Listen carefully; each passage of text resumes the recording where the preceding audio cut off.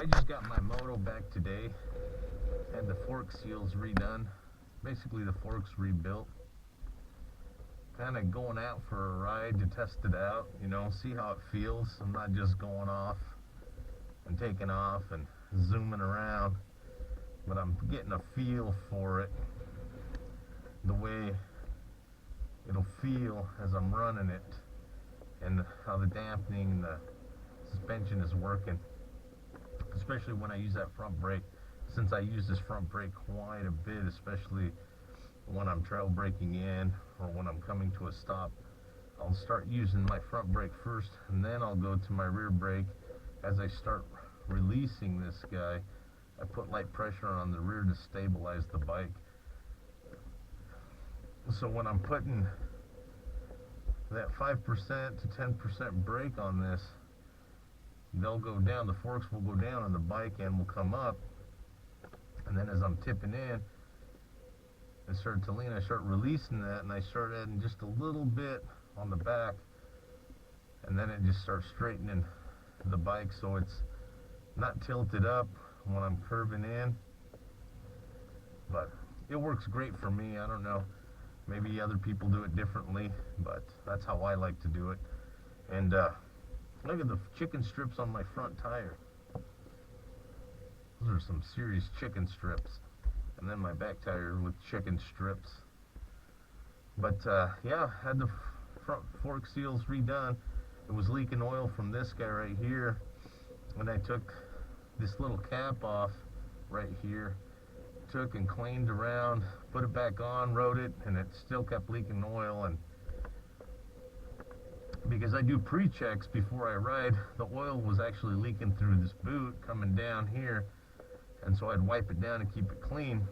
But I see where people say that the fork oil can get under your brakes, so you got to be real careful with that. And if you do run your bike with a slight leak, you know, to each his own, but that's what I do. But yeah, Revved Up Motorsports did them, and could I have done them? I don't know.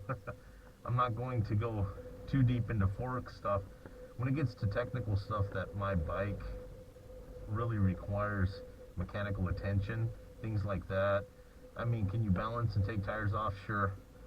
But forks, rebuilding forks, yeah, you can do it on your own, but I'd rather pay a professional to do it, honestly, because in that way I know it's done correctly, and I don't have to sit there and worry about potentially getting into a wreck because of work that I did that I'm just barely even understanding.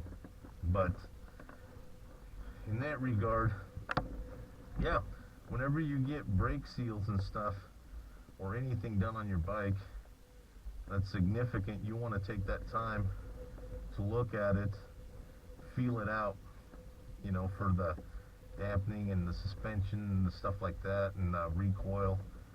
But you definitely want to be very careful. Yeah, and that's the biggest thing, is getting a feel for it. Once you get a feel for it and see how it actually runs, then you'll be able to enjoy it and actually acclimate to it. And if you need to set it to your specific suspension, that kind of stuff, you can do that. You know, there's ways to do it. But ultimately, you know, for me, in my riding, I'd have to actually put new forks on that and get a new spring back here, get a new rear suspension. But who knows, I might do it. I mean, I really like this bike. I love riding this thing. It is an amazing bike, and it's 20 years old, so that makes it even better. It doesn't have all the electronics and all the controls that these newer bikes have, like traction control, ABC mod, rain, all that kind of crap. I am that control, and that's what I prefer it to be anyway. But yeah, always do a pre-ride pre-check. Anyway, now that I got my bike back, I can do more vids, maybe. I don't know. I'm contemplating it, but that's just my thing. Anyhow, be safe, be vigilant, and practice.